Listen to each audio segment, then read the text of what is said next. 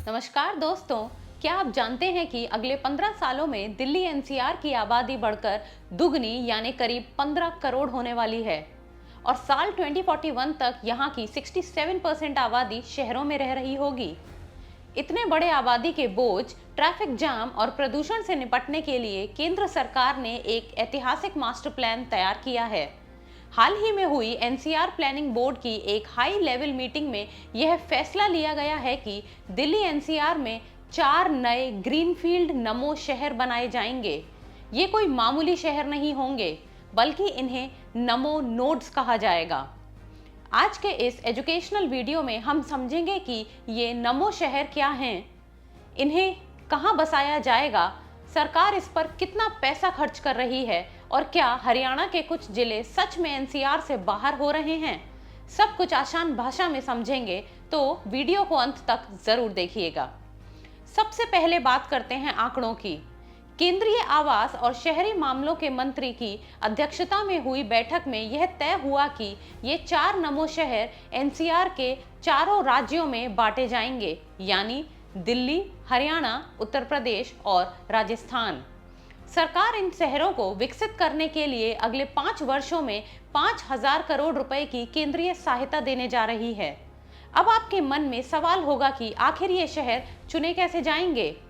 तो नियम यह है कि हर राज्य सरकार केंद्र को 3-3 संभावित जगहों के प्रस्ताव भेजेगी, जिसके बाद एक चैलेंज यानी कंपटीशन के जरिए चारों राज्यों में से एक बेस्ट लोकेशन को फाइनल किया जाएगा। उदाहरण के लिए उत्तर प्रदेश सरकार ने अपने प्रस्ताव के तौर पर नोएडा, दादरी, जेवर और बुलंदशहर जैसे इलाकों को सामने रखा है। वहीं दिल्ली के बाहरी इलाकों में बची हुई खाली जमीन पर एक सब सिटी के रूप में इसे विकसित करने की योजना है। अब एजुकेशनल और प्लानिंग के नजरिए से यह समझना जरूरी है कि इन शहरों की मुख्य विशेषताएं क्या होंगी।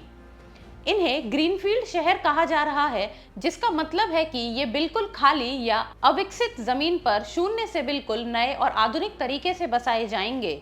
इन शहरों की 4 सबसे बड़ी खूबियां होंगी। पहला, वॉक टू वर्क कॉन्सेप्ट। इन शहरों को इस तरह डिजाइन किया जाएगा कि लोगों का घर और उनका दफ्तर या कॉर्पोरेट हब पास पास हो। लोग पैदल या साइकिल से काम पर जा सकें, जिससे गाड़ियों का इस्तेमाल कम हो और प्रदूषण से राहत मिले। दूसरा, हाई स्पीड कनेक्टिविटी। ये सभी नमो nodes high speed road network और नमो भारत यानी कि रैपिड रेल या आरआरटीएस और मेट्रो से सीधे जुड़े होंगे, यानी दूर होने के बावजूद आप कुछ ही मिनटों में दिल्ली पहुंच सकेंगे। तीसरा, इको फ्रेंडली और स्मार्ट सुविधाएं। यहाँ advance infrastructure, solid waste management और बड़े पैमाने पर ग्रीन कवर यानी हरियाली होगी। और चौथा, इकोनॉमिक हब। दिल्ली के भीड़भाड़ वाले इलाकों से बिजनेस और इंडस्ट्रीज को इन नए शहरों में शिफ्ट किया जाएगा, जिससे रोजगार के नए अवसर पैदा होंगे। कुछ समय पहले हरियाणा सरकार ने मांग की थी कि उसके दूर दराज के जिलों को जैसे करनाल, जिंद, पानीपत, महेंद्रगढ़ और भिवानी को एनसीआर से बाहर कर दिया जाए।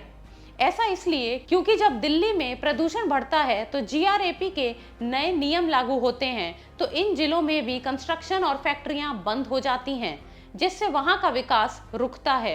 लेकिन इस मीटिंग में सरकार ने साफ कर दिया है कि एनसीआर का मौजूदा दायरा, जो कि 55,083 वर्ग किलोमीटर है, बिल्कुल वैसा ही रहेगा। किसी भी जिले को बाहर नहीं किया जाएगा। हाँ, सरकार ने एक राहत जरूर दी है।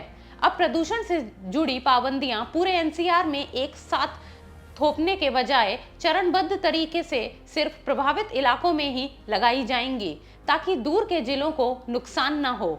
इसके साथ ही पूरे एनसीआर को बेहतर प्लानिंग के लिए 4 जोन में बांटा गया है। Delhi zone, central NCR zone, highway corridor zone और ट्रांजिट ओरिएंटेड डेवलपमेंट जोन। इनमें सेंट्रल एनसीआर को अधिकारियों ने गोल्डन रिंग ऑफ अपॉर्चुनिटी कहा है, जो इस पूरे इलाके के विकास का मुख्य केंद्र बनेगा।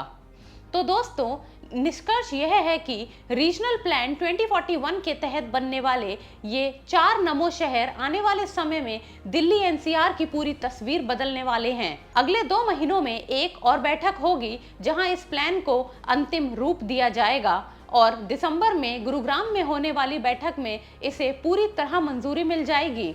शहरी विकास के नजरिए से भारत सरकार का यह कदम आपको कैसा लगा, हमें कमेंट बॉक्स में जरूर बताएं। वीडियो अच्छी लगी हो तो लाइक, शेयर और सब्सक्राइब जरूर करें।